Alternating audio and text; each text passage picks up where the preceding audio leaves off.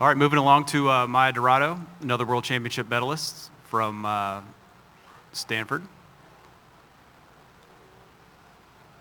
Maya, if you just want to kind of give us your thoughts on how training has been going and what you're looking forward to over the next few days. Yeah, training has been great. The best year of training in my life, and coming off a great summer last year. So, there's always so many variables going into this, but I think I've put myself in the best position to have a successful trials and come out of it pleased with my performances. Karen and then Coleman. Maya, is there anything that could happen in the next 2 months that would change your course or moving to Atlanta and taking that job?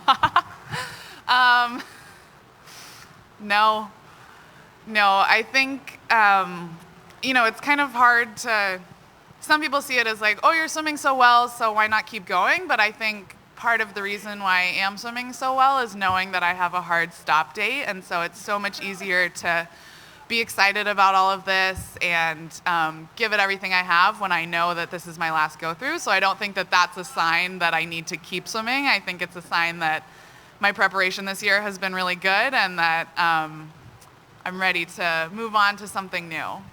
That being said, what is it like doing everything for the last time? Do you find yourself getting at all sentimental or thinking about that? I for sure do. I tried not to think about it too much. Some of the girls on the team would be like, oh my gosh, this is the last Wednesday morning, or like, this is the last weights. And I'm like, stop it. Because it's been 6 years at Stanford, and that's a pretty long time when you're only 23 years old. So, no, but it's really sweet, and it just makes me reflect back on all the amazing things that I've been able to do with my time there, and I will really miss swimming at Avery. It's, I think, the most beautiful pool I've ever been at, so it's been a treat to swim there for 6 years. Kind of on the same note, so like, how does it feel to arguably be in the best form you've been in after a couple of years ago, thinking, oh, this might be the last time? Yeah, it's strange, but it kind of just goes back to the way I've always swum. Like, it's always been a little bit better, a little bit better. There have been some years, obviously, where it hasn't gotten better, but it's just been like steps forward. And so I'm so grateful that I've been able to keep improving. I know that doesn't happen for everybody, and I'm in a unique spot. So I just want to enjoy it and recognize the great position that I'm in, and that, to be able to be going best times at 22 and 23 and at meets like Santa Clara. Greg was joking, like, you're an age grouper, like, you just keep dropping times in all these random events. And so I definitely don't want to lose the novelty of that and how special that is right now. Beth? Maya, Dana was talking about this a little bit yesterday, where, she's got a husband and a newer baby, and she can, when the swimming goes away, she's going to have that. And that's freed her up and allowed her kind of a different perspective. And I'm wondering if it's the same for you, knowing with your new marriage and your new career that awaits.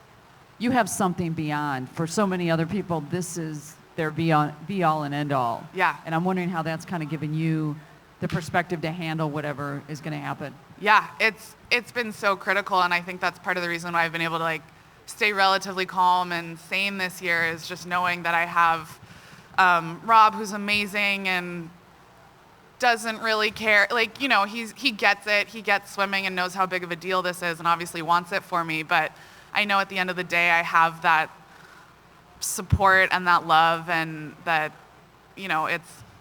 it's going to be fine. We booked a trip to London and Paris at the end of August, and so that's kind of been a nice way to take a break from thinking about the swimming, is like, where are we going to eat in Paris? And how much weight can I gain per day eating croissants? And so obviously I'm super focused on the meet right now, and I'm really excited to swim, but it's just so nice to have that break and knowing that life goes on after this 8 days and hopefully the next month or so.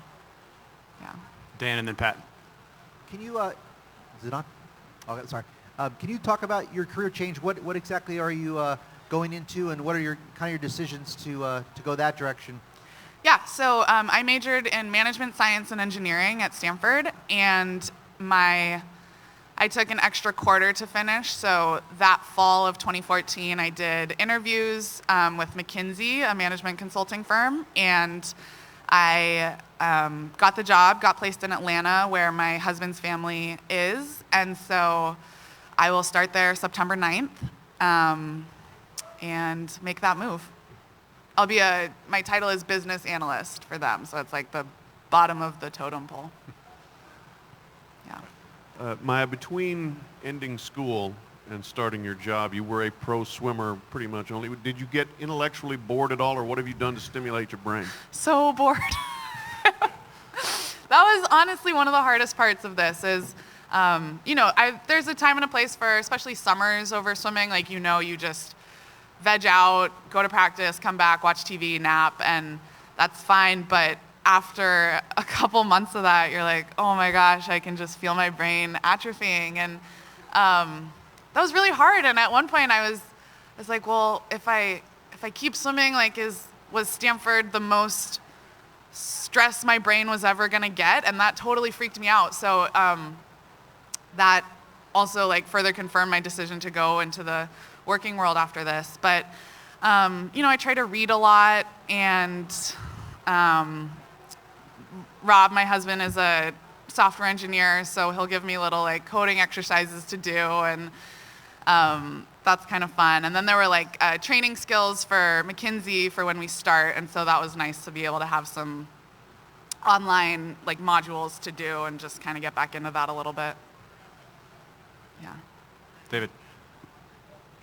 So there's been a little bit of speculation about what events you're going to swim. Obviously, that potential triple on day 4 with the 200 free final, 200 fly semi, 200 IM final. Obviously, you're going to swim the 400 IM, but what's the plan for that chunk of events? Yeah, so Greg and I had planned out my event schedule, and I thought we were good to go. And then everybody kept coming up to me being like, oh, this triple that you're in. I was like, what? I had no idea I was entered in the 200 fly.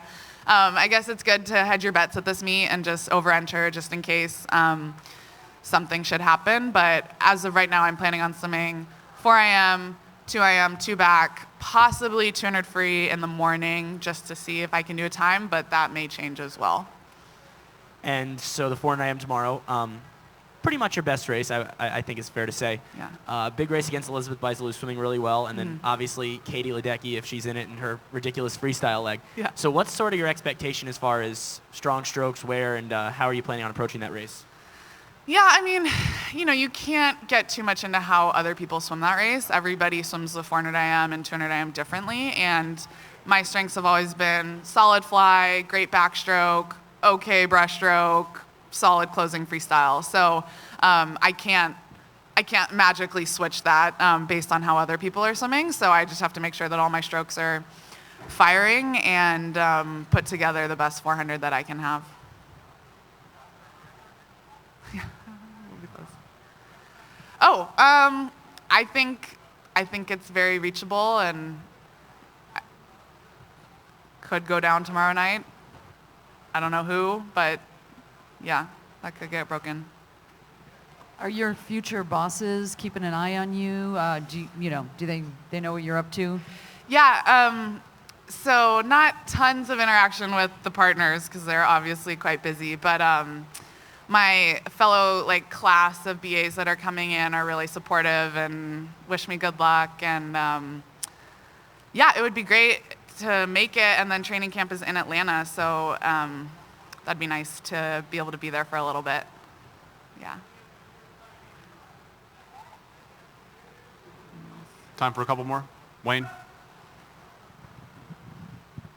I'm just curious if you have your house settled in Atlanta and you're ready to go, logistically, how you've been planning all those things? Yeah, so the house is in the works. We have a realtor. We've done a couple days of house hunting in Atlanta. When I was out there for the Atlanta Classic in May, we did a day. Put an offer in, didn't get it, but it's been really fun, and so Rob, I think, will go out there and look at some over the summer. If I can be there, that'd be great, but if not, whatever. And his brother lives there, so we'd have a spot to be in until we find a place. But yeah, so that's all kind of coming together. Karen. After having lived your whole life in California, what is it like to look at real estate in Atlanta? It's so fun. Yeah, looking at the prices in Menlo Park are just absurd. And so to be able to go to Atlanta and be like, oh, this makes sense. Like, that's really nice. But yeah, it'll be a big change on a lot of levels.